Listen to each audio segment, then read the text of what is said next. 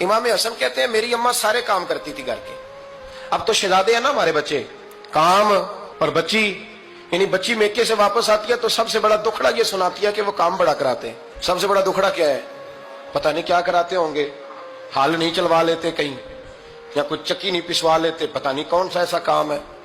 और मैं, आप नाराज ना हो जाना, मैं भी बेटी का बाप हूं, मैं भी बहनों का भाई हूं, मैं भी इस बात को समझता हूं, लेकिन एक बात जहन में रखना कि ये बात नहीं है कोई करने वाली कि सारे बच्ची के माँ बाप जमा होकर पहुंच जाते हैं हमारी बच्ची जी काम बड़े करती है। मसलन क्या करती है? आओ मैं बताऊं मेरे मुस्तफा की बेटी क्या करती थी। दुनिया में कोई इतना गरीब है जिसकी बेटी इतना काम करे कि हाथों पे छाले पड़ जाए?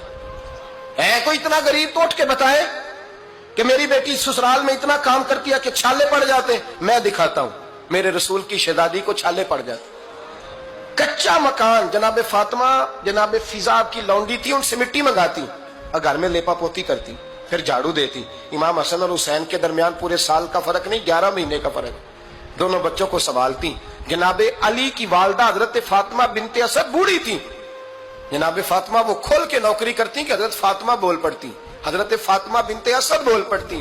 कहती बेटे फातिमा मेरा इतना ना ख्याल रखा कर, तेरे अपने भी बच्चे हैं। जनाबे फातिमा फरमाती आप सिर्फ अली की माँ तो नहीं ना, आप मेरी भी तो माँ है ना। यहाँ बीतियां फलसफा बयान करती हैं, वो कहती हैं जी किस हदीस में आया है सास ससुर की खिदमत फर्ज है? मैंने कहा किसी में भी नहीं आया, लेकिन ये तो आया है ना कि शौहर राजी हो तो अल्लाह राजी रहता है।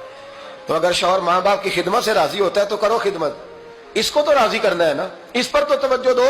हजरत फातिमा फिर चक्की पीसती। चक्की चक्की ये आसान जुमला नहीं कह जाते, हम सुन लेते हैं आप। चक्की पीस कर, जौ पीस कर उसका आटा बनाना, फिर बच्चों के लिए खाना पकाना। फिर एक दिन कहने लगे अली आपकी आमदन थोड़ी है, खर्चे ज्यादा, चरखा नहीं ला देते। फातिमा क्या करोगी? फरमाया थोड़ा सा सूद बना लिया करूंगी, तुम बेच आया करना। चलो मैं थोड़ा हाथ बटाऊंगी। ये सारी ड्यूटियां करके हजरत हसन बरवाते हैं। फिर इज्जत वाले रसूल की इज्जत वाली बेटी, फिर शानों वाले नबी की शानों वाली बेटी, फिर पाक महबूब की पाक शहजादी, सारी ड्यूटियां करके रात को मौला अली से कहती अगर आप इजाजत दें तो अल्लाह को राजी ना कर लूं।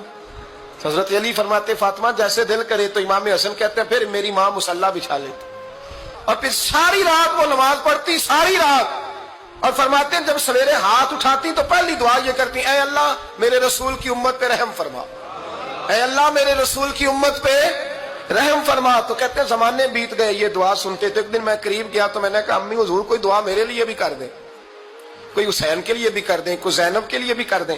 सारी दुआएं उम्मत मुस्तफा उम्मत मुस्तफा उम्मत मुस्तफा। कितना बड़ा जुमला है।